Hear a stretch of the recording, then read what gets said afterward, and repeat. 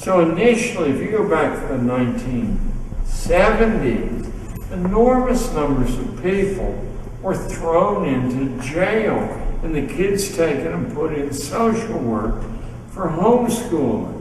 What stopped that? And I hope I don't offend anybody here, because I have friends in the secular homeschooling world, and I have friends in the religious homeschooling world.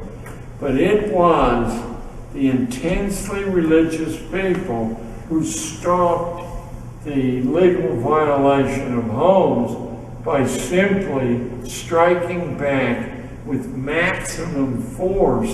And there's nothing a bureaucrat fears more than being confronted by someone who's determined to beat the bureaucratic rule. Because if the bureaucrat fails, which they will, because all they have is the cops and their paycheck to defend, the other people are acting out of principle. The bureaucrats have gotten rid of school superintendents, they're flunkies. I know the paper says this is a good one, it's a bad one. They're flunkies. If they don't do what they're told, they're given no wiggle room at all. Some of them have good hearts and good minds, and they sabotage the system. But God forbid they should do it for too many, so that the numbers generated by the system identify them as a source of infection, and they're gone. They'll never be hired anywhere else again. That works, by the way, for doctors too. I recently had some close association with a brilliant female doctor, black woman in Syracuse, New York, who had a large patient clientele with diabetes. And she knew that the standard treatments for diabetes did not work, were very expensive. And she, over the years, experimented and hit on several routines that aren't in the approved manual.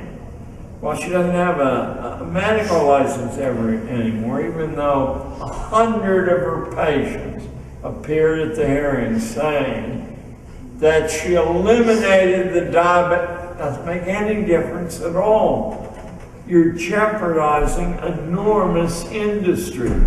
When you do that, they're not going to tolerate it.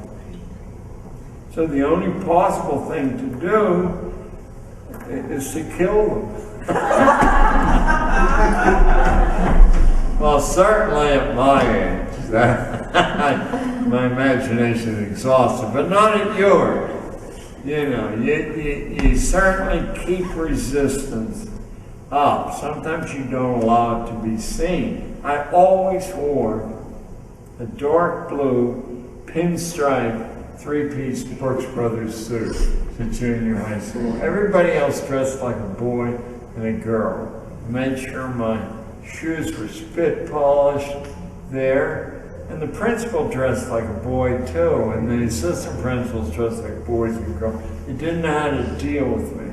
And I volunteered for all the dirty duty, like lunchroom duty, you know, and I screamed at kids in the hall, you know, but I was setting up a cover behind which,